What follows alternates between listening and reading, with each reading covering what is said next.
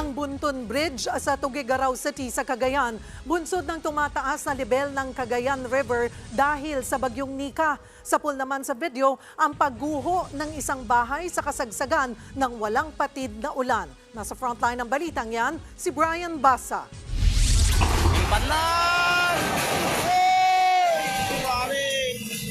Gumuho ang bahay na yan sa Baggao, Cagayan. Bumagsak ang bahagi niyan sa ilog. Ang mga residente walang nagawa kundi manood.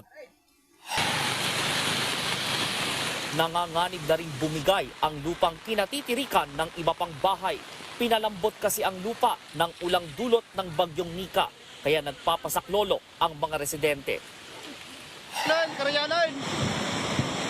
Sa Sitio Marus, Hacienda Intal, nanalasa ang rumaragasang tubig mula sa bundok.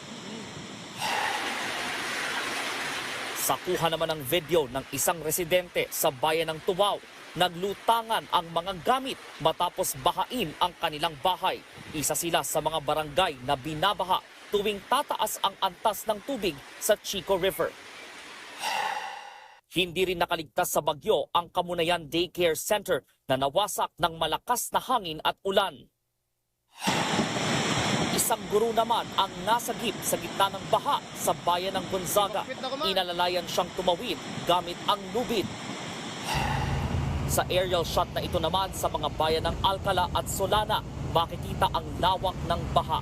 Malapit na rin umapaw ang Cagayan River. Mahigit 500 pamilya na ang inilikas. Nagbabalita mula sa frontline, Brian Basa, News 5. Mga kapatid, Cheryl Cosim po, huwag maging huli at maging una sa lahat sa balitaan.